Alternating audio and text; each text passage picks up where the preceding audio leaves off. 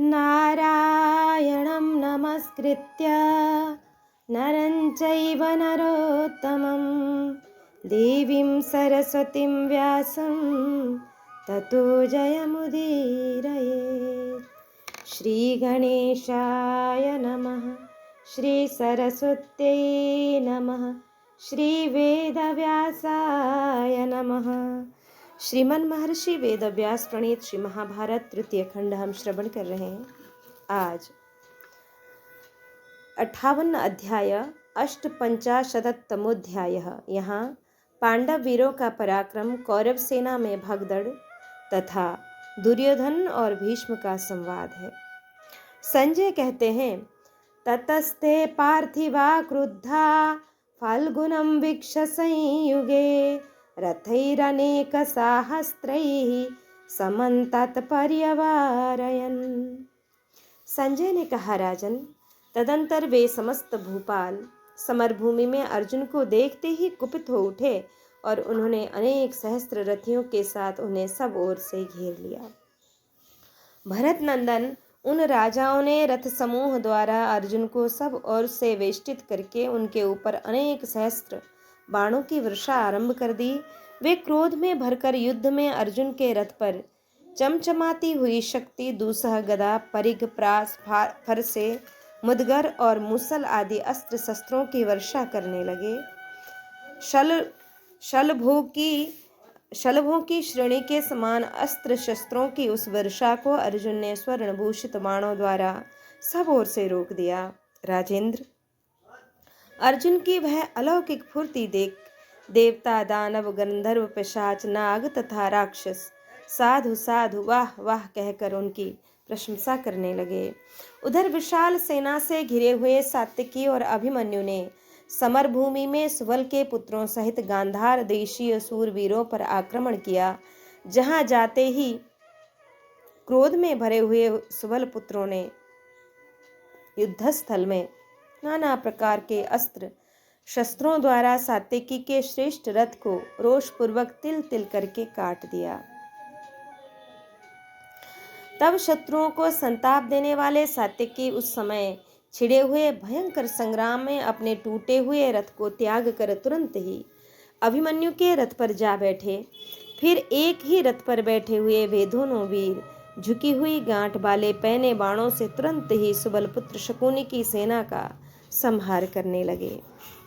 इसी प्रकार एक ओर से आकर युद्ध के लिए सदा उद्यत रहने वाले द्रोणाचार्य और भीष्म ने कंक पक्षी के पंखों से युक्त तीखे बाणों द्वारा धर्मराज युधिष्ठिर की सेना का विनाश आरंभ कर दिया। तब धर्मपुत्र राजा युधिष्ठिर तथा माद्री कुमार पांडुनंदन नकुल सहदेव ने समस्त सेनाओं के देखते देखते द्रोणाचार्य की सेना पर धावा किया। जैसे पूर्व काल में अत्यंत भयंकर देवासुर संग्राम हुआ था, उसी प्रकार वहां अत्यंत भयानक रोमांचकारी युद्ध होने लगा। दूसरी ओर भीमसेन ने और घटोत्कच ने महान पराक्रम का परिचय देते हुए दुर्योधन की विशाल वाहिनी को खदेड़ना आरंभ किया। उस समय दुर्योधन ने सामने आकर उन दोनों को रोक दिया। भारत, वहां हमने हिडिंबा पुत्र घटोत्कच का अद्भुत पराक्रम देखा। वह रण क्षेत्र में पिता से भी बढ़कर पुरुषार्थ प्रकट करते हुए युद्ध कर रहा था। क्रोध में भरे हुए पांडुनंदन भीमसेन ने हंसते हुए से एक बाण मारकर अमरशशील दुर्योधन की छाती छेद डाली। तब उस बाण के गहरे आघात से पीड़ित हो राजा दुर्योधन रथ की बैठक में बैठ गया और मूर्छा आ गई। राजन, उसे संज्ञा शून्य जानकर उसका सारथी बड़ी उतावली के साथ उसे रणभूमि से बाहर ले गया। फिर तो उसकी सेना में भगदड़ मच गई।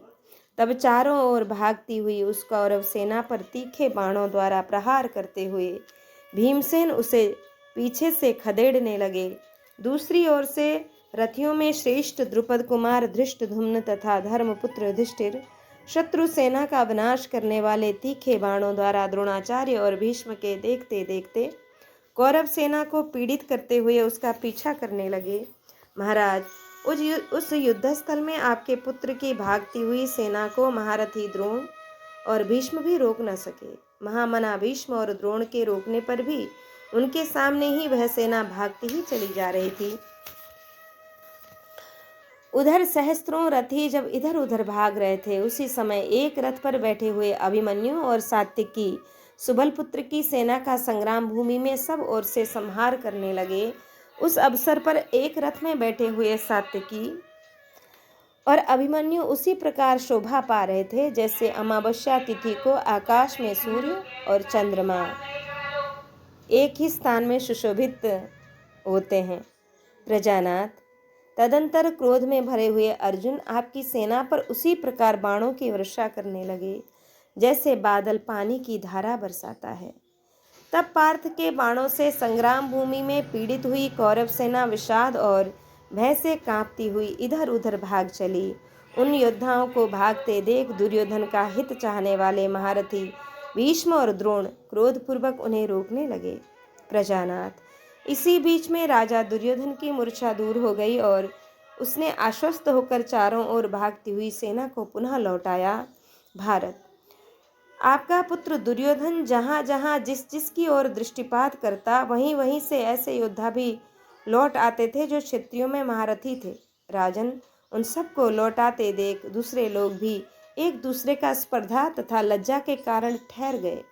महाराज, पुनः लौटते हुए उन योद्धाओं का महान वेग चंद्रोदय के समय बढ़ते हुए महासागर के समान जान पड़ता था।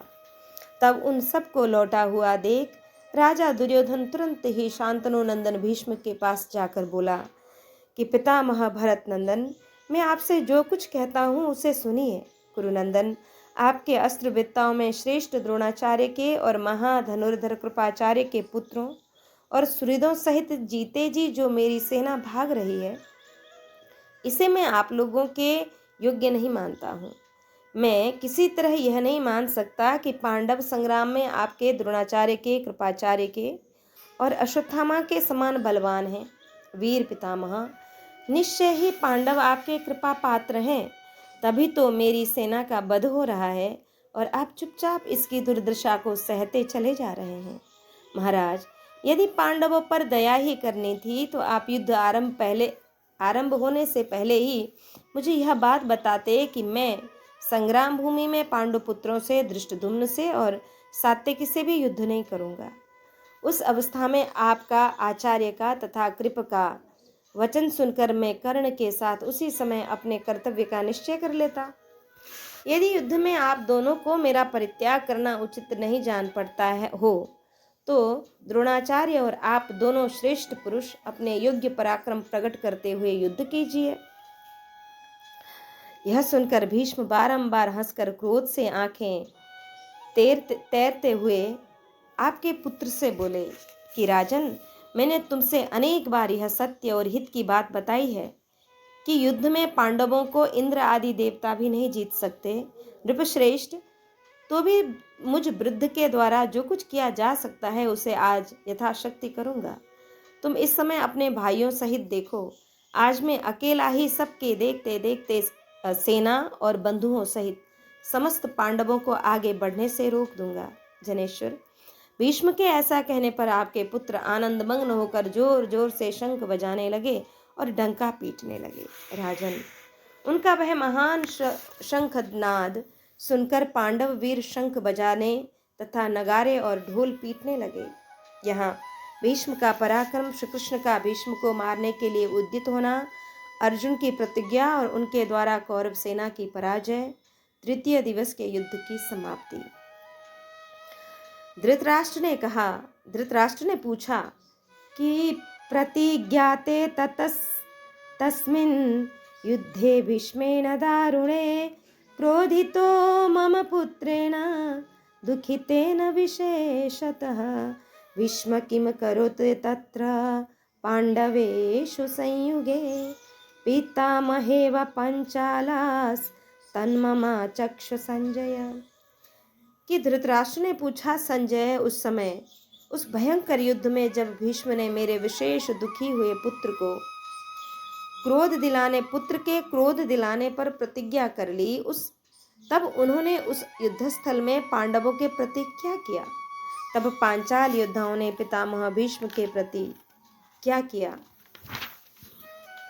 संजय ने कहा कि उस दिन जब पूर्वाह्न काल का अधिक भाग व्यतीत हो चुका, सूर्यदेव पश्चिम दिशा में जाकर स्थित हुए और विजय को प्राप्त हुए महामना पांडव खुशी मनाने लगे। और उस समय सब धर्मों के विशेषज्ञ आपके ताऊ भीष्म जी ने वेगशाली अश्वों द्वारा पांडवों की सेना पर आक्रमण किया। उनके साथ विशाल सेना चली और आपके पुत्र सब ओर से उनकी रक्षा करने लगे। भारत, तदंतर आपके अन्याय से हम लोगों का पांडवों के साथ रोमांचकारी भयंकर संग्राम होने लगा। उस समय वहां धनुषों की टंकार तथा हथेलियों के आघात से पर्वतों के विदीर्ण होने के समान बड़े जोर से शब्द होता था। उस समय खड़े रहो, खड़ा हूं, इसे बींध डालो, लौटो, स्थिर भाव से रहो, हाँ हाँ स्थिर भाव से ही हूं, तुम प्रहार करो, ऐसे शब्द सब ओर सुनाई पड़ते थे। जब सोने के कवचों, किरीटों और ध्वजाओं पर योद्धाओं के अस्त्र शस्त्र टकराते, तब उनसे पर्वतों पर गिरकर टकराने वाली शिलाओं के समान भयानक शब्द होता था। सैनिकों के सैकड़ों हजारों मस्तक तथा स्वर्ण भूषित भुजाएं कट कट कर पृथ्वी पर गिरने और तड़पने लगी थीं। कितने ही पुरुष शिरोमणि वीरों के मस्तक तो कट गए, परंतु उनके धड़ पूर्ववत धनुष बाण एवं अन्य आयुध लिए खड़े ही रह गए।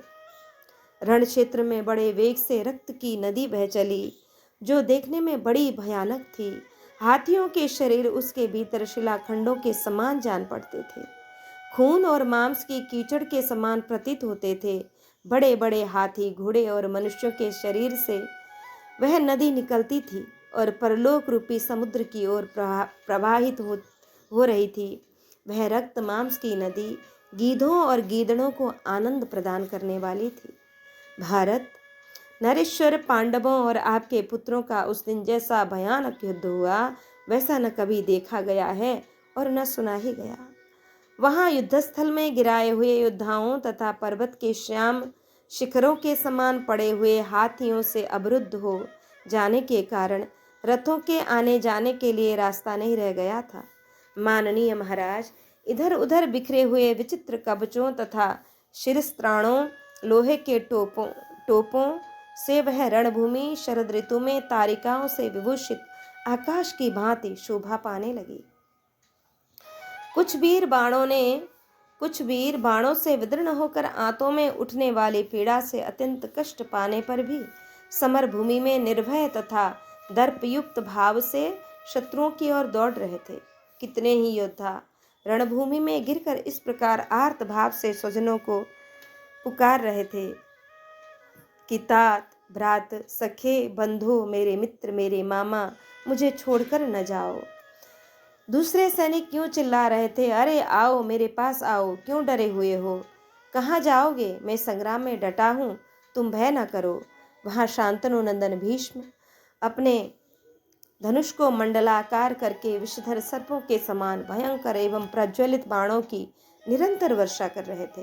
भरत श्रेष्ठ, उत्तम व्रत का पालन करने वाले भीष्म संपूर्ण दिशाओं को बाणों से व्याप्त करते हुए पांडव पक्षीय रथियों को अपना नाम सुना सुना कर मारने लगे।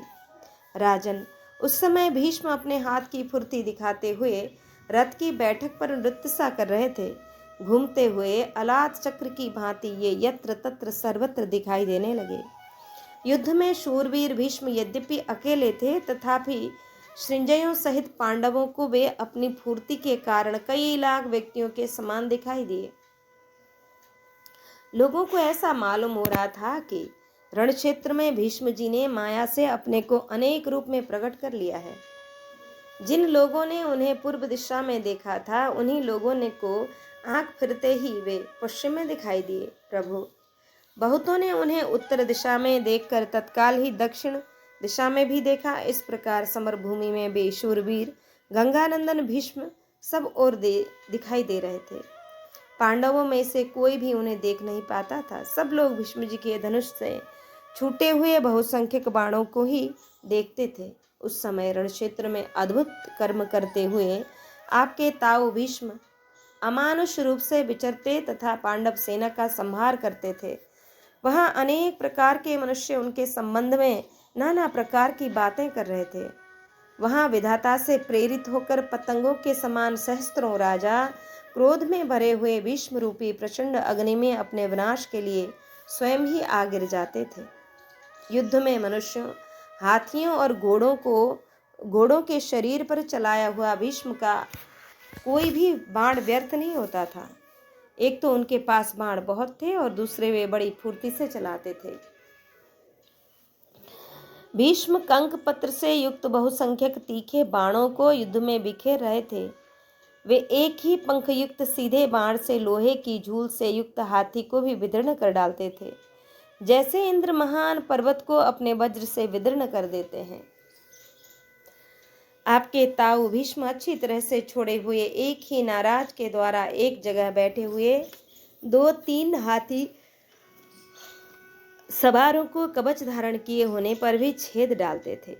जो कोई भी योद्धा नरश्रेष्ठ भीष्म के सम्मुख आ जाता, वह मुझे एक ही मुहूर्त में खड़ा दिखाई देकर उसी क्षण धरती पर लौटता दिखाई देता था। इस प्रकार अतुल पराक्रमी भीष्म के द्वारा मारी जाती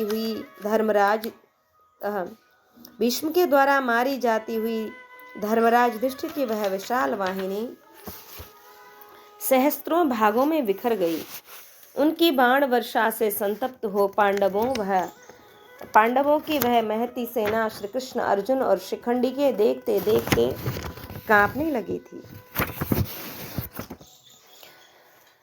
वे सब वीर वहां मौजूद होते हुए भी भीष्म के बाणों से अत्यंत पीड़ित होकर भागते हुए अपने महारथियों को रोकने में समर्थ न हो सके। महाराज, महेंद्र के समान पराक्रमी भीष्म की मार खाकर वह विशाल सेना इस प्रकार तितर पितर हुई कि उसके 2-2 सैनिक भी एक साथ नहीं भाग सकते थे। मनुष्य, हाथी और घोड़े सभी बाणों से छिद गए थे। रथ के ध्वज और कुबर टूट कर गिर चुके थे। इस प्रकार पांडवों की सेना अचेत सी होकर हाहाकार कर रही थी। इस युद्ध में दैव के वशीभूत होकर पिता ने पुत्र को, पुत्र ने पिता को और मित्र ने प्रिय मित्र को मार डाला। भारत, पांडुपुत्र युधिष्ठिर के बहुत से सैनिक कवच खोलकर बाल बिखेरे इधर उधर दौड़ते दिखाई देते थे। उस समय पांडुनंदन युधिष्ठिर की वह सेना व्याकुल होकर भटकती हुई गौओं के समूह की भांति आर्त स्वर से हाहाकार करती हुई देखी गई। कितने ही रथयूथपति भी किम कर्तव्य विमूढ़ होकर घूम रहे थे। अपनी सेना में इस प्रकार भगदड़ मची हुई देख यदुकुल नंदन भगवान श्री कृष्ण ने अपने उत्तम रथ को खड़ा करके कुंती पुत्र अर्जुन से कहा कि पुरुष सिंह, जिसकी तुम दीर्घ काल से अभिलाषा करते थे, वही यह अवसर प्राप्त हुआ है। यदि तुम मोह से किम कर्तव्य विमूढ़ नहीं हो गए हो तो पूरी शक्ति लगाकर युद्ध करो। वीर, पहले राजाओं की मंडली में तुमने जो यह कहा था कि जो मेरे साथ संग्राम भूमि में उतर कर युद्ध करेंगे, दुर्योधन के उन भीष्म, द्रोण आदि समस्त सैनिकों को मैं सगे संबंधियों सहित मार ही डालूंगा। शत्रुसूदन, कुंती नंदन, अपनी उस बात को सत्य कर दिखाओ। अर्जुन, देखो, तुम्हारी सेना इधर उधर भाग रही है। समर भूमि में मुँह बाए हुए काल के समान भीष्म को देखकर युधिष्ठिर की सेना में भागते हुए उन राजाओं की ओर दृष्टिपात तो करो। ये सिंह से डरे हुए क्षुद्र मृगों की भांति भय से आतुर होकर पलायन कर रहे हैं। वसुदेव नंदन श्री कृष्ण के ऐसा कहने पर अर्जुन ने उन्हें इस प्रकार उत्तर दिया कि भगवान, इन घोड़ों को हाँक कर वहीं ले चलिए जहाँ भीष्म मौजूद हैं। इस सेना रूपी समुद्र में प्रवेश कीजिए। आज मैं कुरुकुल के वृद्ध पितामह दुर्धर्ष वीर भीष्म को रथ से नीचे गिरा दूंगा। संजय कहते हैं, राजन, तब भगवान श्री कृष्ण ने अर्जुन के चांदी के समान सफेद घोड़ों को उसी दिशा की ओर हाँका जिस ओर भीष्म जी का रथ विद्यमान था। सूर्य की भांति उस रथ की ओर आंख उठाकर देखना भी कठिन था। उस समय महाबाहु अर्जुन को समर भूमि में भीष्म ने लोहा लेने के लिए उद्यत देख युधिष्ठिर की वह विशाल सेना पुनः लौट लाए। कुरुकुल श्रेष्ठ तदंतर भीष्म सिंह के समान बारंबार गर्जना करते हुए अर्जुन के रथ पर शीघ्रता पूर्वक बाणों की वर्षा करने लगे। भीष्म जी उस महान बाण वर्षा से एक ही क्षण में घोड़े और सारथी सहित आच्छादित होकर अर्जुन का रथ किसी की दृष्टि में नहीं आता था। परंतु शक्तिशाली भगवान श्री कृष्ण तनिक भी घबराहट में न पड़कर धैर्य का सहारा ले उन घोड़ों को हाँकते रहे। यद्यपि भीष्म के बाण उन अश्वों के सभी अंगों में धंसे हुए थे। तब अर्जुन ने मेघ के समान गंभीर घोष करने वाले दिव्य धनुष को अपने हाथ में लेकर 3 बाणों से भीष्म के धनुष को काट गिराया। धनुष कट जाने पर आपके ताऊ कुरु नंदन भीष्म ने पलक मारते मारते पुनः दूसरे विशाल धनुष पर प्रत्यंचा चढ़ा दी। फिर मेघ के समान गंभीर शब्द करने वाले उस धनुष को दोनों हाथों से खींचा। इतने में ही कुपित हुए अर्जुन ने उनके साथ धनुष को भी काट डाला। अर्जुन की इस फुर्ती को देखकर शांतनु नंदन भीष्म जी ने बड़ी प्रशंसा की और कहा, महाबाहु कुंती कुमार, तुम्हें साधुवाद। पांडुनंदन, धन्यवाद बेटा, तुम्हारी इस फुर्ती से मैं बड़ा प्रसन्न हूँ। धनंजय, यह महान कर्म तुम्हारे ही योग्य है, तुम मेरे साथ युद्ध करो। इस प्रकार कुंती कुमार अर्जुन की प्रशंसा करके फिर दूसरा विशाल धनुष हाथ में लेकर वीर भीष्म ने युद्धस्थल में उनके रथ की ओर बाण बरसाना आरंभ किया। भगवान श्री कृष्ण ने घोड़ों को हाँकने की कला में अपने उत्तम बल का परिचय दिया। वे भीष्म के बाणों को व्यर्थ करते हुए बड़ी फुर्ती के साथ रथ को मंडलाकार। तथापि भीष्म ने श्री कृष्ण और अर्जुन के संपूर्ण अंगों में अपने पैने बाणों से गहरे आघात किए। भीष्म के बाणों से क्षत विक्षत हो वे नरश्रेष्ठ श्री कृष्ण और अर्जुन क्रोध में भरे हुए उन 2 सांडों के समान सुशोभित हुए, जिनके संपूर्ण शरीर में सींगों के आघात से बहुत से घाव हो गए हों। तत्पश्चात रोषावेश में भरे हुए भीष्म ने सैकड़ों हजारों बाणों की वर्षा करके युद्ध में श्री कृष्ण और अर्जुन की संपूर्ण दिशाओं को आच्छादित एवं अवरुद्ध कर दिया।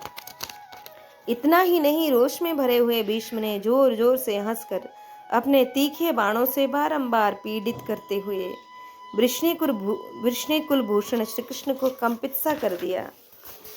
तदंतर महाबाहु श्री कृष्ण ने उस समरांगण में भीष्म का पराक्रम देखकर यह विचार किया कि अर्जुन तो कोमलता पूर्वक युद्ध कर रहा है और भीष्म युद्धस्थल में निरंतर बाणों की वर्षा कर रहे हैं। ये तो दोनों सेनाओं के बीच में आकर तपते हुए सूर्य की भांति सुशोभित होते और पांडुपुत्र युधिष्ठिर के अच्छे अच्छे सैनिकों को चुन चुन कर मार रहे हैं। युधिष्ठिर की सेना में भीष्म ने प्रलय काल का सादृश्य उपस्थित कर दिया। यह सब देख और सोच कर शत्रु वीरों का संहार करने वाले अप्रमेय स्वरूप भगवान श्री कृष्ण सहन न कर सके। उन्होंने मन ही मन विचार किया कि युधिष्ठिर की सेना का अस्तित्व मिटना चाहता है। भीष्म रणभूमि में एक ही दिन में संपूर्ण देवताओं और दानवों का नाश कर सकते हैं। फिर सेना और सेवकों सहित पांडवों को युद्ध में परास्त करना इनके लिए कौन सी बड़ी बात है। महात्मा पांडुपुत्र युधिष्ठिर की यह विशाल सेना भागी जा रही है और कौरव लोग रणक्षेत्र में सोमकों को शीघ्रतापूर्वक भागते और पितामह का हर्ष बढ़ाते हुए उन्हें खदेड़ रहे हैं। तब आज पांडवों के लिए कवच धारण किया हुआ मैं स्वयं ही भीष्म को मारे डालता हूँ। महामना पांडवों के इस भारी भार को मैं ही दूर करूंगा। अर्जुन इस युद्ध में तीखे बाणों की मार खाकर भी भीष्म के प्रति गौरव बुद्धि रखने के कारण अपने कर्तव्य को नहीं समझ रहा है। भगवान श्री कृष्ण के इस प्रकार चिंतन करते समय अत्यंत कुपित हुए पितामह भीष्म ने अर्जुन के रथ पर पुनः बहुत से बाण चलाए। उस बाणों की अधिकता के कारण उनमें से संपूर्ण दिशाएं आच्छादित हो गईं। न आकाश दिखाई देता था, न दिशाएं, न तो भूमि दिखाई देती और न कोई मरीच माली भगवान भास्कर का ही दर्शन होता था। उस समय धूम युक्त भयंकर हवा चलने लगी, संपूर्ण दिशाएं क्षुब्ध हो उठी थीं। तब द्रोण, विकर्ण, जयद्रथ, भूरिश्रवा, कृतवर्मा, कृपाचार्य, श्रुतायु, राजा अम्बष्टपति, बिंद, अनुविंद, सुदक्षिण, पूर्वीय नरेशगण, सौवीर देशीय क्षत्रिय गण, बसाती, शूद्रक और मालवगण, ये सभी शांतनु कुल भीष्म की आज्ञा के अनुसार चलते हुए तुरंत ही किरीटधारी अर्जुन का सामना करने के लिए निकट आ गए। सात्यकी ने दूर से देखा, किरीटधारी अर्जुन घोड़े, पैदल तथा रथियों सहित कई लाख सैनिकों से घिरे गए हैं। गजराज युद्धपतियों ने भी उन्हें सब ओर से घेर रखा है। तत्पश्चात पैदल, हाथी, घोड़े और रथों द्वारा चारों ओर से आक्रांत हुए शस्त्रधारियों में श्रेष्ठ श्री कृष्ण और अर्जुन को देखकर शिनी वंश के प्रमुख वीर सात्यकी तुरंत आ पहुंचते हैं। महाधनुर्धर शिनी वीर सात्यकी ने सहसा उन सेनाओं के समीप पहुंचकर अर्जुन की उसी प्रकार सहायता की जैसे भगवान श्री कृष्ण वृत्रासुर विनाशक इंद्र की सहायता करते हैं। युधिष्ठिर की सेना के हाथी, घोड़े, रथ और ध्वजाओं के समूह तितर पितर हो गए थे। भीष्म ने उन्हें अपने संपूर्ण योद्धाओं को भयभीत कर दिया तथा उसी प्रकार युधिष्ठिर के सैनिकों को भी भगाते देख शिनी वंश के प्रमुख वीर सात्यकी ने उनसे कहा कि क्षत्रियों कहाँ जा रहे हो? प्राचीन महापुरुषों द्वारा यह श्रेष्ठ क्षत्रियों का धर्म नहीं बताया गया है। वीरों, अपनी प्रतिज्ञा न छोड़ो, अपने वीर धर्म का पालन करो।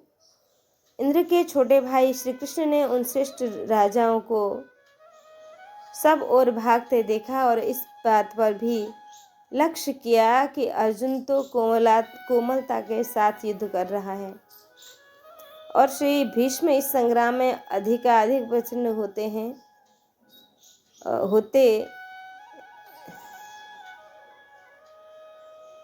होते जा रहे हैं। यह सब देखकर संपूर्ण युद्ध कुल का भरण पोषण कौन करेगा? और करने वाले महामना श्री कृष्ण सहन न कर सके कि यह सब देखकर संपूर्ण युद्धकुल का भरण पोषण करने वाले महात्मा भगवान श्री कृष्ण सहन न कर सके। उन्होंने समस्त कौरवों को सब ओर से आक्रमण करते देख यशस्वी वीर सात्यकी की प्रशंसा करते हुए कहा कि शिनी वंश के प्रमुख वीर सात्वत रत्न जो भाग रहे हैं वे भाग जाएं, जो खड़े हैं वे खड़े ही हो जाएं। मैं इन लोगों का भरोसा नहीं करता। तुम देखो, मैं अभी संग्राम भूमि में सहायकों के साथ भीष्म और द्रोणाचार्य को रथ से गिरा दूंगा। सात्वत वीर, आज कौरव सेना का कोई भी रथी क्रोध में भरे हुए मुझ कृष्ण के हाथ में जीवित नहीं छूट सकता है। मैं आपका भयंकर चक्र और गदा लेकर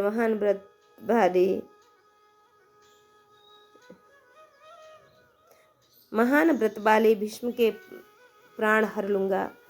सात्य के सहायकों सहित भीष्म और द्रोण, हम दोनों वीर महारथियों को युद्ध में मारकर मैं पुनः राजा युधिष्ठिर, भीमसेन तथा नकुल सहदेव को प्रसन्न करूंगा। धृतराष्ट्र के सभी पुत्र तथा उनके पक्ष में आए हुए सभी श्रेष्ठ नरेशों को मारकर मैं प्रसन्नता पूर्वक आज अजात शत्रु राजा युधिष्ठिर को राज्य से संपन्न कर दूंगा। संजय कहते हैं कि इदीतमुत्वा स महानुभावः सस्मार चक्रम निशितं पुराणं सुदर्शनं चिन्तितमात्रमेव तस्याग्रहस्थं स्वयमारुरोह। कि संजय कहते हैं, ऐसा कहकर महानुभाव श्री कृष्ण ने अपने पुरातन तथा तीक्ष्ण आयुध सुदर्शन चक्र का स्मरण किया। उनके चिंतन करने मात्र से ही वह स्वयं उनके हाथ के अग्रभाग में प्रस्तुत हो गया। उस चक्र की नाभि बड़ी सुंदर थी, उसका प्रकाश सूर्य के समान और प्रभा वज्र के तुल्य था। उसके किनारे छुरे के समान तीक्ष्ण थे। वसुदेव नंदन महात्मा श्री कृष्ण, भगवान श्री कृष्ण घोड़ों की लगाम छोड़कर हाथ से उस चक्र को घुमाते हुए रथ से कूद पड़े और जिस प्रकार सिंह बड़े हुए घमंड वाले मदांध एवं उन्मत्त गजराज को मार डालने की इच्छा से उसकी ओर झपटे। उसी प्रकार वे भी अपने पैरों की धमक से पृथ्वी को कपाते हुए युद्धस्थल में भीष्म की ओर बड़े वेग से दौड़े। देवराज इंद्र के छोटे भाई श्री कृष्ण समस्त शत्रुओं को मत डालने की शक्ति रखते थे। वे उन सब लोगों के मध्य भाग में कुपित होकर जिस समय भीष्म जी की ओर झपटे, उस समय उस चक्र की नाभि बड़ी सुंदर थी। उसका प्रकाश सूर्य के समान और प्रभाव वज्र के तुल्य था। उसके किनारे छुरे के समान तीक्ष्ण थे। वसुदेव नंदन महात्मा श्री कृष्ण घोड़ों की लगाम छोड़कर हाथ में उस चक्र को घुमाते हुए रथ से कूद पड़े और जिस प्रकार सिंह बड़े हुए घमंड वाले मदांध एवं उन्मत्त गजराज को मार डालने की इच्छा से उसकी ओर झपटे, उसी प्रकार वे भी अपने पैरों की धमक से पृथ्वी को कंपाते हुए युद्धस्थल में भीष्म की ओर वेग से दौड़ पड़े। देवराज इंद्र के छोटे भाई श्री कृष्ण समस्त शत्रुओं को मत डालने की शक्ति रखते थे। वे उस सेना के मध्य भाग में कुपित होकर जिस समय भीष्म की ओर झपटे, उस समय उनके श्याम विग्रह पर लटक कर हवा के वेग से बहराता हुआ पीताम्बर का छोर उन्हें ऐसी शोभा दे रहा था मानो आकाश में बिजली से आविष्कृत हुआ श्याम मेघ सुशोभित हो रहा हो। सुदर्शनम चास्य राजसौरेस्तचक्रपद्यं सुभुजोरुनालं यथादिपद्मं तरुणाकवर्णं रराजनारायणनाभिजातम्। श्री कृष्ण की सुंदर भुजा रूपी विशाल नाल से सुशोभित वह सुदर्शन चक्र कमल के समान शोभा पा रहा था, मानो भगवान नारायण के नाभि से प्रकट हुआ प्रातःकालीन सूर्य के समान कांति वाला आदि कमल प्रकाशित हो रहा हो। श्री कृष्ण के क्रोध रूपी सूर्योदय से वह कमल विकसित हुआ था। उसके किनारे छुरे के समान तीक्ष्ण थे। वे ही मानो उनके सुंदर दल थे। भगवान के श्री विग्रह रूपी महान सरोवर में ही वह बढ़ा हुआ था और नारायण स्वरूप श्री कृष्ण की बाहु रूपी नाल उसकी शोभा बढ़ा रही थी। महेंद्र के छोटे भाई श्री कृष्ण कुपित हो हाथ में चक्र उठाए बड़े जोर से गरज रहे थे।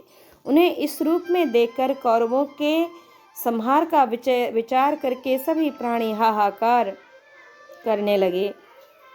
वे जगतगुरु वसुदेव नंदन श्री कृष्ण हाथ में चक्र ले मानो संपूर्ण जगत का संहार करने के लिए उद्यत थे और समस्त प्राणियों को जलाकर भस्म कर डालने के लिए उठी हुई प्रलयाग्नि के समान प्रकाशित हो रहे थे। भगवान को चक्र लिए अपनी ओर वेग पूर्वक आते देख शांतनु नंदन भीष्म उस समय तनिक भी भय अथवा घबराहट का अनुभव न करते हुए दोनों हाथों से गांडीव धनुष के समान गंभीर घोष करने वाले अपने महान धनुष को खींचने लगे कि उवाच भीष्मस्तव मंत पौरुषम गोविंदमाजाव विमूढ़चेता एहि देवेश जगन्निवास नमस्तु ते माधव चक्रपाणे प्रहस्य प्रसह्य मां पातय लोकनाथा रथोत्तमत्त सर्वशरण्य संख्ये। उस समय युद्ध स्थल में भीष्म के चित्त में तनिक भी मोह नहीं था। वे अनंत पुरुषार्थशाली भगवान श्री कृष्ण का आवाहन करते हुए बोले, आइए आइए देवेश्वर, हे जगन्निवास, आपको नमस्कार है। हाथ में चक्र लिए आए हुए माधव, सबको शरण देने वाले लोकनाथ, आज युद्ध में बलपूर्वक इस उत्तम रथ से मुझे मार गिराइए। श्री कृष्ण, आज आपके हाथ से यदि मैं मारा जाऊंगा तो यह लोक और परलोक में भी मेरा कल्याण होगा। अंधक और वृष्णि कुल की रक्षा करने वाले वीर, आपके इस आक्रमण से तीनों लोकों में मेरा गौरव बढ़ गया। मोटी लंबी और उत्तम भुजाओं वाले यदुकुल के श्रेष्ठ वीर भगवान श्री कृष्ण को आगे बढ़ते देख अर्जुन भी बड़ी उतावली के साथ रथ से कूदकर उनके पीछे दौड़े और निकट जाकर भगवान की दोनों बाहें पकड़ ली। अर्जुन की भुजाएं भी मोटी और विशाल थीं। आदिदेव आत्मयोगी भगवान श्री कृष्ण बहुत रोष में भरे हुए थे। वे अर्जुन के पकड़ने पर भी रुक न सके। जैसे आंधी किसी वृक्ष को खींच लिए चली जाए, उसी प्रकार वे भगवान विष्णु अर्जुन को लिए हुए ही बड़े वेग से आगे बढ़ने लगे। राजन, तब किरीटधारी अर्जुन ने भीष्म के निकट बड़े वेग से आते हुए श्रीहरि के चरणों को बलपूर्वक पकड़ लिया और किसी प्रकार 10वें कदम पर पहुंचते पहुंचते उन्हें रोका। जब श्री कृष्ण खड़े हो गए तब सुवर्ण का विचित्र हार पहने हुए अर्जुन ने अत्यंत प्रसन्न हो उनके चरणों में प्रणाम करके कहा, केशव, आप अपना क्रोध रोकिए। प्रभु, आप ही पांडवों के परम आश्रय हैं। केशव, अब मैं अपनी प्रतिज्ञा के अनुसार कर्तव्य का पालन करूंगा, उसका त्याग कभी नहीं करूंगा। यह बात मैं अपने पुत्रों और भाइयों की शपथ खाकर कहता हूँ। उपेंद्र, आपकी आज्ञा मिलने पर मैं समस्त कौरवों का अंत कर डालूंगा। अर्जुन की यह प्रतिज्ञा और कर्तव्य पालन का यह निश्चय सुनकर भगवान श्री कृष्ण मन ही मन प्रसन्न हो गए और श्री कृष्ण का मन बड़ा प्रसन्न हो गया। वे कुरुश्रेष्ठ अर्जुन का प्रिय करने के लिए उद्यत हो पुनः चक्र लिए रथ पर जा बैठे।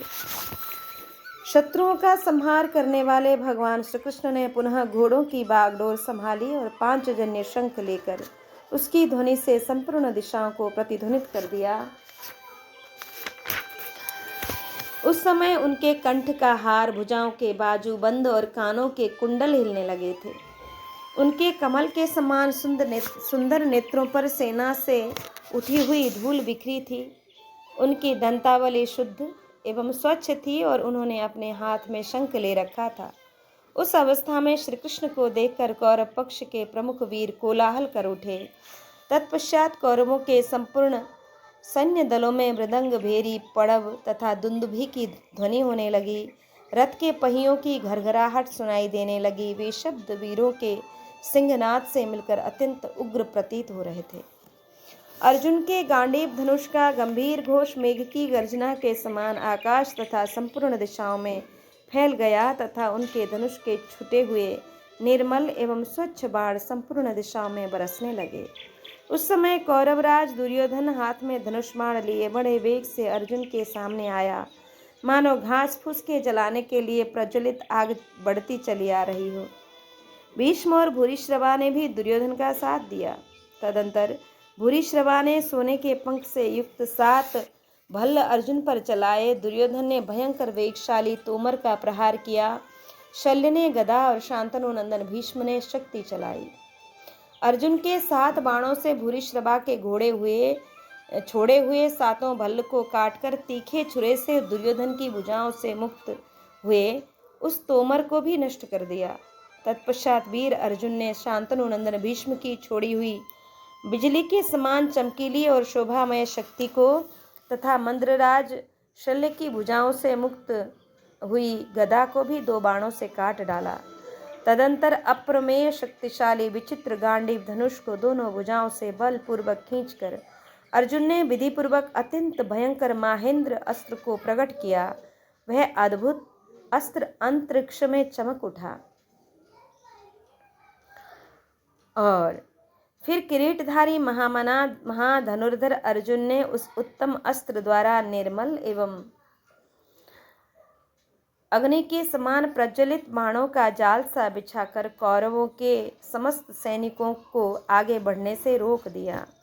अर्जुन के धनुष से छूटे हुए बाण शत्रुओं के रथ, ध्वजाग्रस्त धनुष और बाहु काट कर नरेशों, गजराजों तथा घोड़ों के शरीरों में घुसने लगे। तदंतर तीखी धार वाले बाणों से युद्धस्थल में संपूर्ण दिशाओं और कोणों को आच्छादित करके किरीटधारी अर्जुन ने गांडीव धनुष की टंकार से कौरवों के मन में भारी व्यथा उत्पन्न कर दी।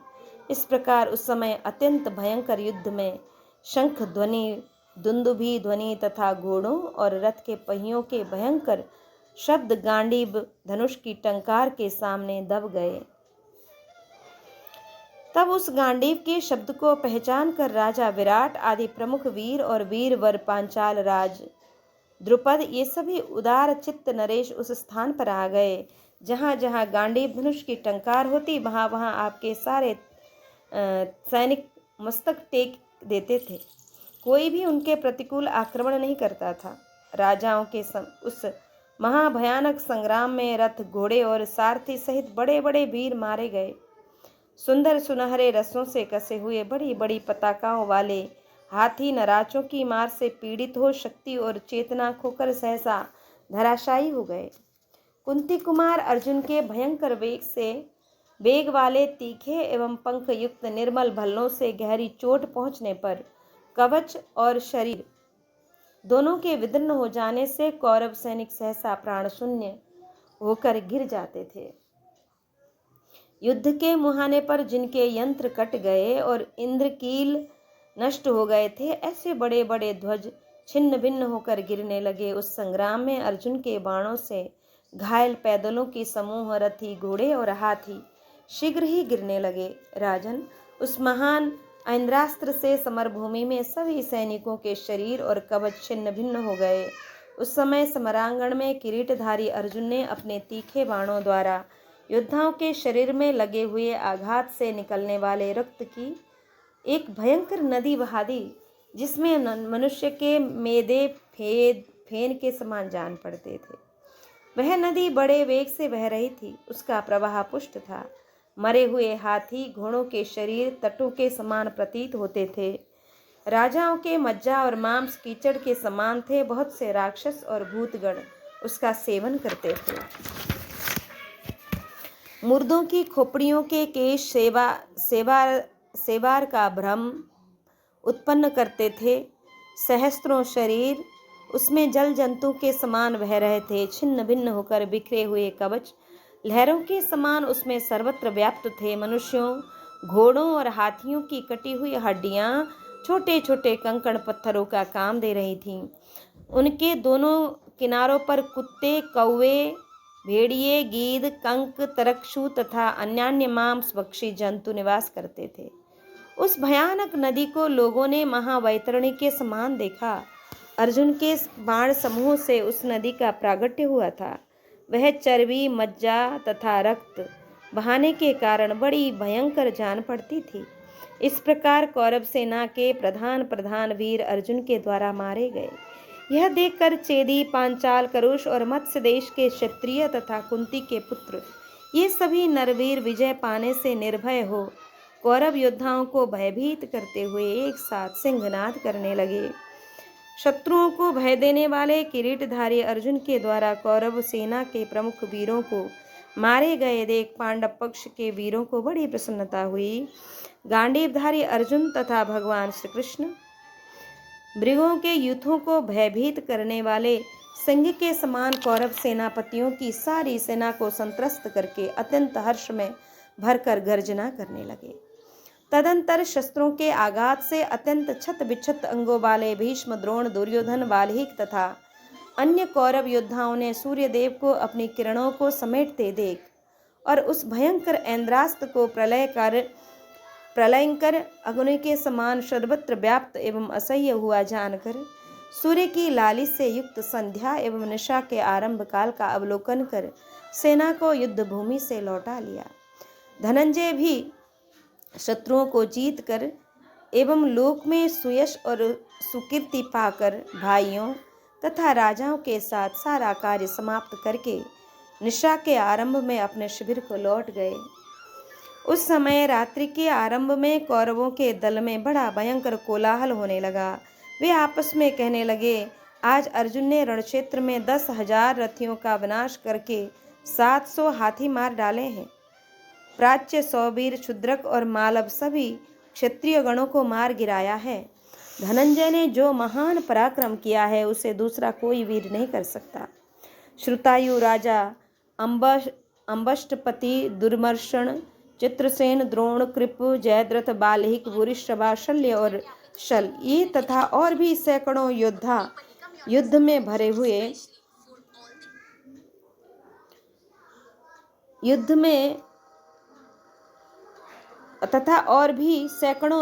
क्रोध में भरे हुए लोक महामारी किरीटधारी कुंती कुमार अर्जुन के द्वारा रणभूमि में अपनी ही भुजाओं के पराक्रम से भीष्म सहित परास्त हो गए हैं। भारत, उपर्युक्त बातें कहते हुए आपके समस्त सैनिक सहस्त्रों जलती हुई मशालें तथा प्रकाशमान दीपों के उजाले में अपने अपने शिविर में गए। कौरव सेना के संपूर्ण सैनिकों पर अर्जुन का त्रास छा रहा था। उसी अवस्था में उस सेना ने रात में विश्राम किया। संजय कहते हैं, भीष्टाम निशाम भारत भारतानां मनीकिनीनां प्रमुखे महात्मा ययो सपत्नान् प्रतिजातकोपो वृतः समग्रेण बलेन भीष्मः। भारत, जब रात बीती और प्रभात हुआ तब भरतवंशियों की सेना के अग्रभाग में स्थित हुए महामना भीष्म समग्र सेना से घिरकर शत्रुओं से युद्ध करने के लिए चले। उस समय उनके मन में शत्रुओं के प्रति बड़ा क्रोध था।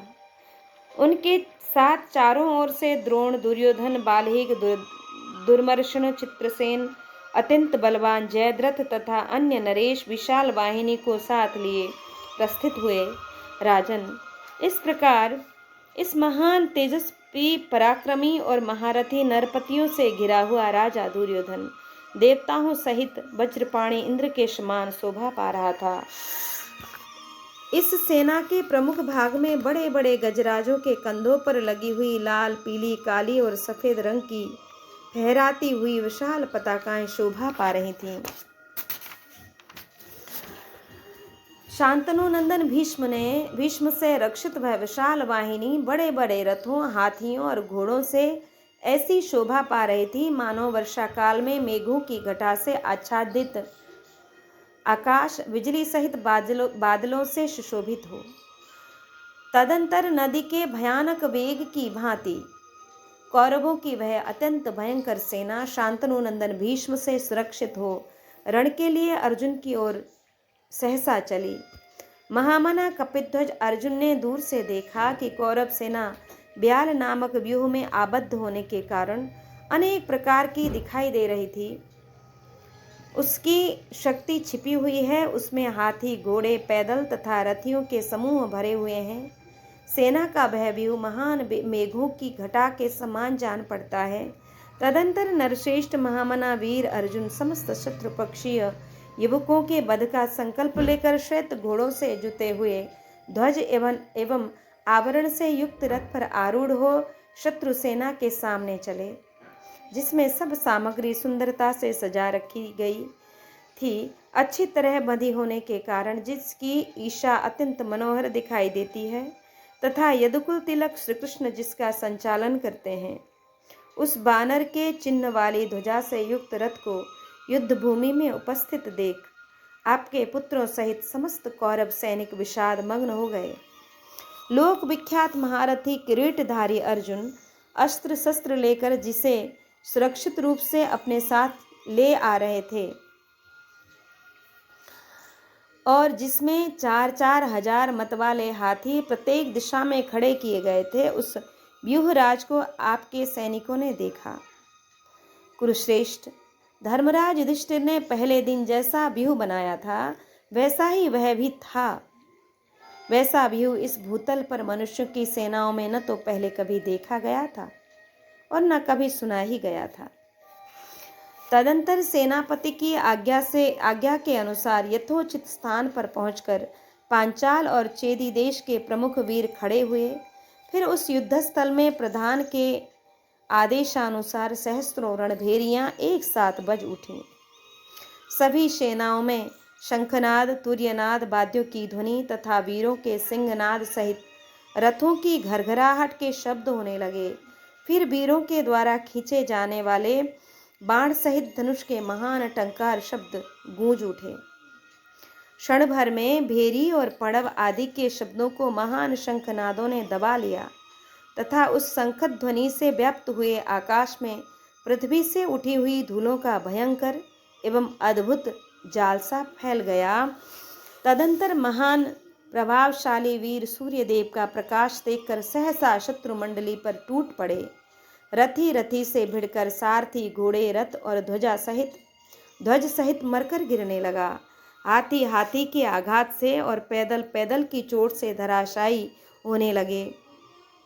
श्रेष्ठ घोड़ों के समूह पर उत्तम अश्वों के समुदाय प्रत्याक्रमण करते थे। ये सवारों द्वारा किए हुए खड्ग और प्रासों के आघात से घायल होकर भयंकर और अद्भुत दिखाई देते थे। स्वर्णमय तारागणों के चिन्हों से विभूषित सूर्य के समान चमकीले कवच फरसों, तलवारों और प्रासों की चोट से विदीर्ण होकर धरती पर गिर रहे थे। तदंतर दंतार हाथियों के दांतों और सूंडों के आघात से रथ चूर चूर हो जाने के कारण कितने ही रथी सारथी सहित धरती पर गिर पड़ते थे। कितने ही श्रेष्ठ रथियों ने बड़े बड़े हाथियों को अपने बाणों से मारकर धराशायी कर दिया। हाथियों के वेग से कुचलकर कितने ही घुड़सवार और पैदल युवक मारे गए।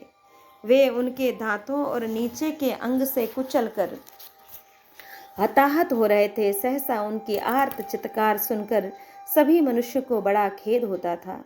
उस मुहूर्त में जबकि घुड़सवारों और पैदल युवकों का विकट संहार हो रहा था तथा हाथी, घोड़े और रथ सभी अत्यंत घबराहट में पड़े हुए थे, महारथियों से घिरे हुए भीष्म ने वानर चिन्ह से युक्त ध्वज वाले अर्जुन को देखा। भीष्म का ध्वज 5 ताल वृक्षों से चिन्हित और ऊंचा था। उनके रथ में अच्छे घोड़े जुते हुए थे, जिनके वेग से वह रथ अद्भुत शक्तिशाली जान पड़ता था। उस पर आरूढ़ होकर शांतनु नंदन भीष्म ने किरीटधारी अर्जुन पर धावा किया, जो बाण और अश्नि आदि महान दिव्यास्त्रों की दीप्ति से उद्दीप्त हो रहे थे। राजन, इसी प्रकार इंद्रतुल्य प्रभावशाली इंद्र कुमार अर्जुन पर द्रोणाचार्य, कृपाचार्य, शल्य, विवंशति, दुर्योधन तथा भूरिश्रवा ने भी आक्रमण किया। तदंतर संपूर्ण अस्त्रों के ज्ञाता, सोने के विचित्र कवच धारण करने वाले शूरवीर अर्जुन पुत्र अभिमन्यु से एक श्रेष्ठ रथ के द्वारा वेग पूर्वक वहां पहुंचकर उन समस्त कौरव महारथियों पर धावा किया। अर्जुन कुमार का पराक्रम दूसरों के लिए असह्य था। वह उन कौरव महारथियों के बड़े बड़े अस्त्रों को नष्ट करके यज्ञ मंडप में महान मंत्रों द्वारा भविष्य की आहुति पाकर प्रज्वलित हुई ज्वाला मालाओं से अलंकृत भगवान अग्निदेव के समान शोभा पाने लगा। तदंतर उदार शक्तिशाली भीष्म ने रणभूमि में तुरंत ही शत्रुओं के रक्त रूपी जल एवं फेन से भरी नदी बहाकर सुभद्रा कुमार अभिमन्यु को टालकर महारथी अर्जुन पर आक्रमण किया। तब किरीटधारी अर्जुन ने हंसकर अद्भुत पराक्रम दिखाते हुए गांडीव धनुष से छोड़े और विशाल और शिला पर रगड़कर तेज किए हुए विपाट नामक बाणों के समूह से शत्रुओं के बड़े बड़े अस्त्रों के जाल को छिन्न भिन्न कर दिया। तत्पश्चात अप्रतिहत पराक्रम वाले महामना कपिध्वज अर्जुन ने संपूर्ण धनुर्धरों में श्रेष्ठ भीष्म पर तुरंत ही निर्मल भल्लों तथा बाण समूह की वर्षा आरंभ कर दी। इसी प्रकार आपके सैनिकों ने देखा कि आकाश में कपिध्वज अर्जुन के बिछाए हुए महान अस्त्र जाल को भीष्म जी ने अपने अस्त्रों के आघात से उसी प्रकार छिन्न भिन्न कर दिया है, जैसे भगवान सूर्य अंधकार राशि को नष्ट कर देते हैं। इसी तरह सत्पुरुषों में श्रेष्ठ भीष्म और अर्जुन में धनुषों की भयंकर टंकार से युक्त दैन्य रहित द्वैरथ युद्ध होने लगा, जिसे कौरव और संजय वीरों तथा दूसरे लोगों ने भी देखा। इस प्रकार श्री महाभारत भीष्म पर्व के अंतर्गत भीष्म वध पर्व में भीष्म और अर्जुन के द्वैरथ युद्ध से संबंध रखने वाला यह 60वां अध्याय यहाँ पूर्ण हुआ। आज के पारायण को यहाँ विश्राम देंगे और अगली कड़ी में फिर कल हम आगे की कथा को और आगे बढ़ाएंगे। अतः जय